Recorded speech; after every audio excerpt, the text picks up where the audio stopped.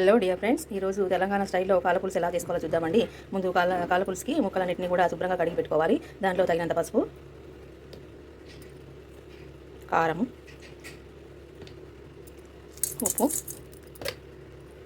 అల్లం వెల్లుల్లి పేస్ట్ వేసుకొని కలుపుకుందాము. సో మసాలా అంతా ఇలా కలిపి పెట్టుకొని తర్వాత ఉల్లిగడ్డ పచ్చిమిర్చి కూడా పోసుకున్నవన్నీ దీనికి పట్టించుకోవాలి. పొయ్యి మీద కుక్కర్ పెట్టుకొని దాంట్లో తగినంత ఆయిల్ వేసుకుందామండి. ఇప్పుడు ఈ కర్రీని అంతా కూడా తాలింపు తీసుకుందాము.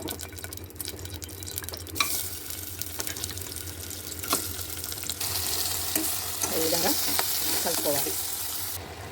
ఇలా కర్రీ అంతా కూడా నూనె తేలేంత వరకు ఉడికించుకోవాలండి. ఈ ఉప్పు కారం అంతా కూడా ముక్కకి పడితే టేస్టీగా ఉంటుందన్నమాట. ఈ కాలపులుసులో ఏంటంటే మనం ఎక్కువగా మసాలా వేసుకోవసరం లేదు. సో ఇదంతా మగ్గిన తర్వాత మనము కొంచెం తగినన్ని నీళ్ళు పోసుకొని మసాలా పౌడర్ వేసుకుంటే సరిపోతుంది. ఇలా మగ్గిపోయిన తర్వాత దాంట్లో తగినంత ఎసరు పోసుకుందామండి.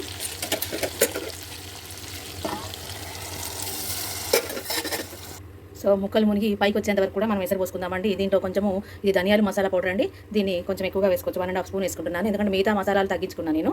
అలాగే కొద్దిగా మిరియాల పొడి కూడా వేసుకుందాం. సో ఇప్పుడు దీన్ని చక్కగా కలుపుకొని కుక్కర్ మీద మూత పెట్టేసుకొని ఒక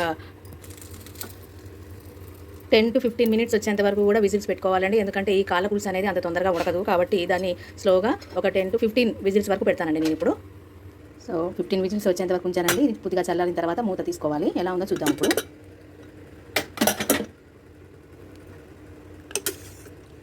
చూసారా, ముక్కలు మంచిగా ఉడికిపోయాయి అనమాట. సో దీంట్లో ఇప్పుడు కొద్దిగా కొత్తిమీర వేసుకుంటామండి. సో చాలా టేస్టీగా ఉండేటువంటి కాలసోర రెడీ అండి. చూసారా, చూడటానికి ఎంత బాగా కనిపిస్తూ ఉంటుందో. చాలా టేస్టీగా ఉంటుందండి.